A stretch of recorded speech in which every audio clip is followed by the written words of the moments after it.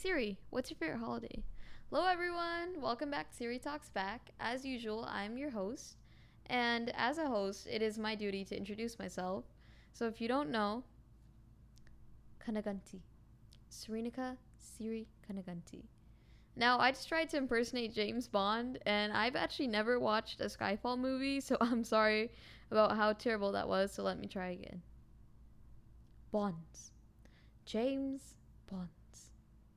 You know, honestly, I just felt like saying chemical bonds because I had no idea.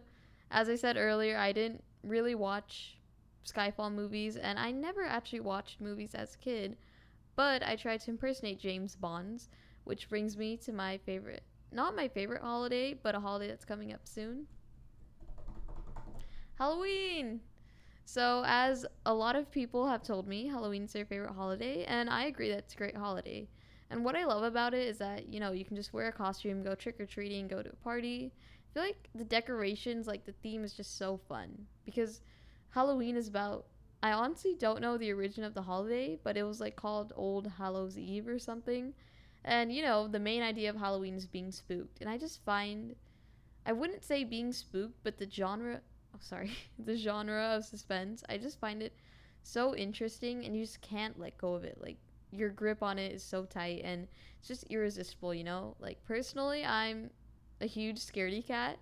Well, I was as a kid, and I guess I still am now. But I would always love suspense movies or like scary movies because I just loved the drama and the thrillingness, the emotion, all that good stuff, that like suspenseful feeling, that anxiety, like nervousness about what's going to happen next. I just found that part so interesting. And I've always just loved suspense movies as a kid. And I would actually love Halloween as well. A lot of people have said that their favorite holiday is Christmas as well. And I do agree, it's a great time. But I feel like Halloween just has so much passion. I don't even know how to explain how a holiday has passion. But it's just so intriguing. Like, you just can't let go of it because it doesn't have a specific, like, religious or meaningful meaning. Like, for example, Christmas is a religious holiday, and then Thanksgiving has a meaning about the English settlers and, Native Americans coming together and uniting as one. But I just find Halloween so interesting because it feels like a handmade, no, not a handmade, but like a fan-made holiday, or a holiday that some kid just came up with because they found it interesting. And I feel like that's why it's often catered to kids, but honestly, everyone of every age enjoys Halloween.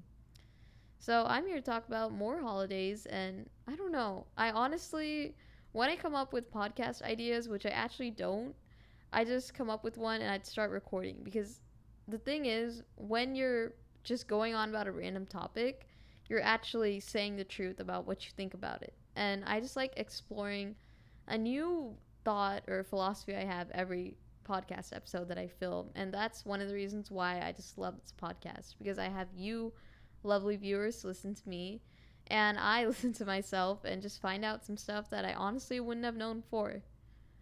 So, what is Halloween about? Well, I told you it's about being spooked. And is it a tradition? Is what I want to know. Like, is there a specific, like, ritual for Halloween? Like, I know trick-or-treating is a custom, and decorating your house with, like, cobwebs, spiderwebs, etc. is custom. But more than that, I want to dig deeper into the idea of fear in Halloween, because as you know, Halloween is basically based on fear.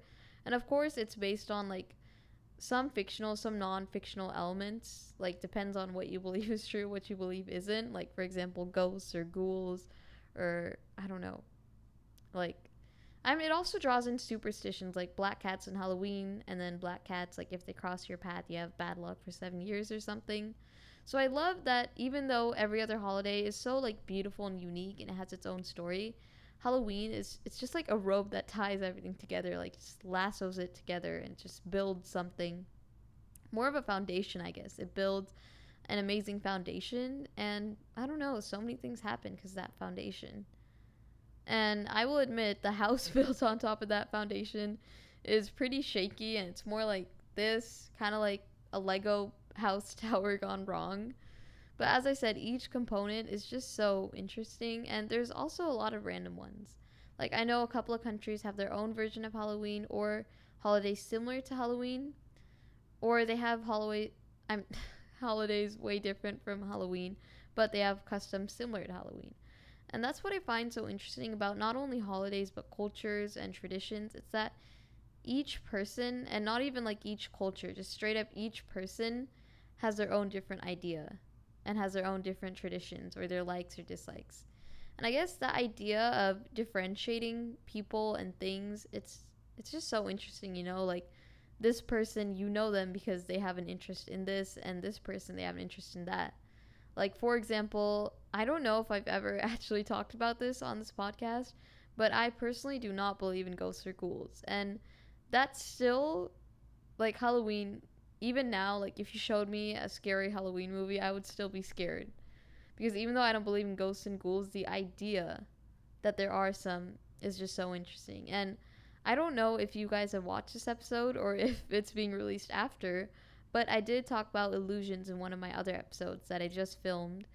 And I feel like the idea of having something that could be an illusion but also could be real, like it's some type of half-half hybrid, it's just what I find so interesting. It's just so rich and full of content that, I don't even know how to explain it. But all of these things, the way that they tie together and like lead to one another, like not only in conversations or in podcasts, but in general, like when you think about it deep enough, I think that's just so rich and it's so intriguing. Like you just can't run away from it. Like seriously, like if you try to run away from thoughts or how everything is rooted in one other thing or like in one another, you can't escape from it because you're also rooted in something. And I feel like that's one of the greatest things about existing. It's that you always have something rooted in you or you're rooted in something, etc. And you just find those out as you, not necessarily as you get older, as you grow, but as you just do things. Yeah. Like, I honestly, even though when I was younger, I knew my hobbies, and I've even talked about how I've loved art as a kid, but I didn't pursue it, or I didn't really plan on pursuing it, because as I got older, I realized that unfortunately there's not enough advocacy for it. So please advocate for it, which I am trying to do right now. But I realized that there wasn't much advocacy and there wasn't a clear path to being someone in the arts.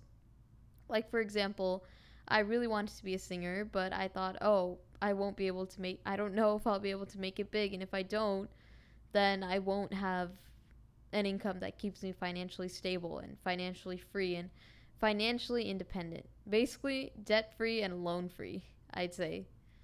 So, due to that, I wasn't able to pursue my passion, but I still had an idea of when I was younger that, oh, I like this art. I loved singing and dancing and drawing and acting as a kid. And I honestly don't know at what point I knew myself better. Because the problem is, as a kid, I knew exactly what I wanted to do, but I was always wondering, oh, would I still do this when I got older? Would I do this? Would I do that? Etc. And then now that I'm actually older, I'm still wondering, what do I want to do? And I think that's the beauty of the fact that we have like different types of degrees, like associate's degree, bachelor's degree, master's degrees, PhDs, etc. I honestly don't know a lot about degrees or like MBAs, etc. So I'm so sorry if I have anything wrong, but hey, at least you get to know the perspective of a 13-year-old.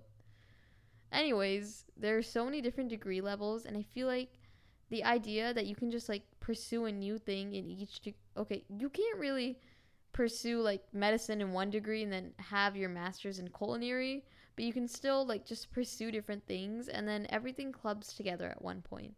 Like, I'm not saying that if you're a mathematician you're also a scientist. No, you could be a scientist, but I'm not saying that if you're a mathematician or a scientist you're also a language arts teacher or an artist or Ariana Grande.